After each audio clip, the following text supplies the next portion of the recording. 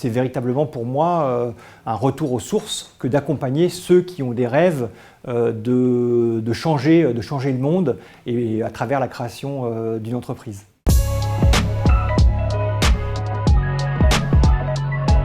La Chambre de commerce et d'industrie, déjà, c'est un établissement public qui a 3 missions principales.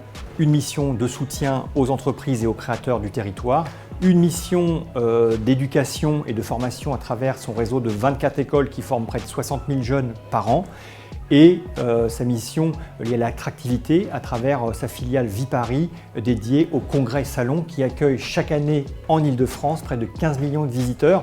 Vous voyez, c'est quand même une mission assez large, à la fois sur l'attractivité d'un territoire, la formation des jeunes aux métiers de demain et l'accompagnement des entrepreneurs sur tous les sujets, que ce soit les problématiques de financement, de formalité, de ressources humaines, d'écologie, de transformation numérique. La Chambre de commerce, avec ses 60 conseillers sur le département des Yvelines, accompagne toute TPE, PME, ETI dans son développement. La mission première d'une chambre de commerce, c'est vraiment de relier en fait les différentes entreprises du territoire, que ce soit les plus grandes qui sponsorisent un certain nombre d'événements et les plus petites qui sont souvent dans l'attente de partenariats, de croissance et d'activité. C'est un travail à 100% du matin au soir, en lien bien évidemment avec les entreprises, mais aussi avec les collectivités. On est dans un département fort de plus de 250 communes, donc il faut être au chevet à la fois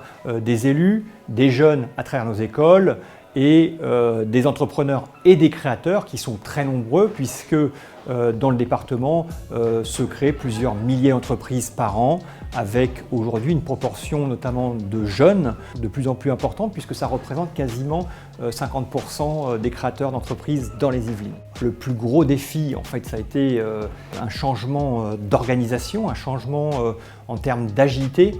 Moi, je me suis étonné quand même que dans un établissement public au service d'entreprise, on ne puisse pas fonctionner comme dans une entreprise. On me dit, ah non, ici c'est un établissement public, mais pourquoi pas aujourd'hui, comme nos dirigeants politiques, aujourd'hui doivent aussi s'adapter à l'évolution de la société. Et je pense que les chambres de commerce et d'industrie, qui sont de très vieilles institutions qui ont près de 200 ans, doivent aussi être agiles au même titre qu'une start-up et se doivent aussi de se renouveler, de se réorganiser. Je suis un entrepreneur engagé pour mon territoire, je suis engagé également dans pas mal d'associations et dans des organisations professionnelles comme le MEDEF, et c'est en voulant aider en tout cas aux dernières élections il y a 3 ans que je me suis pris au jeu finalement. J'ai embarqué une petite équipe d'élus, de chefs d'entreprise, de commerçants pour composer une liste appuyé par l'ensemble des organisations patronales et professionnelles du département. C'est un travail de lien, ce que je fais comme entrepreneur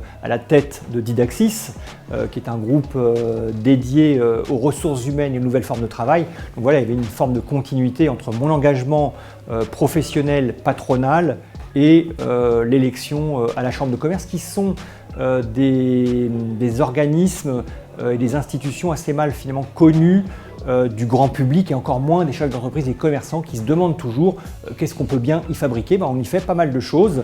J'ai commencé ma carrière comme éducateur et enseignant dans le secondaire. Bien évidemment, CCI Jeunes que je pousse avec tous ces jeunes de 16 à 30 ans qui veulent aussi s'intéresser aux faits économiques, à la création d'entreprises et de leur permettre aussi de se positionner aussi voilà, dans le renouvellement de ces chambres, avec bien évidemment l'action qui est menée vers les commerçants, les gilets bleus, qui était une des marques de fabrique aussi de la campagne qu'on a menée sur le terrain. Et puis le fonds de revitalisation, monté de concert avec la préfecture et qui a accompagné une quarantaine d'entreprises départementales. Voilà un peu et puis après tous les autres sujets sur l'attractivité, les salons, le salon de l'artisanat d'art. Je suis né dans les Yvelines, je suis né à Meulan, j'ai fait fait toute ma scolarité à Mantes-la-Jolie, ça tout le monde le sait. Et puis voilà, mes parents y ont grandi, ils ont travaillé toute leur vie, ont pris leur retraite dans les Yvelines. Donc les Yvelines, pour moi, ça a été un véritable tremplin, un véritable fer de lance pour mon entreprise qui s'est développée à l'international, qui s'est développée en France avec sa trentaine d'agences. Et c'est véritablement pour moi un retour aux sources que d'accompagner ceux qui ont des rêves de changer le monde et à travers la création d'une entreprise.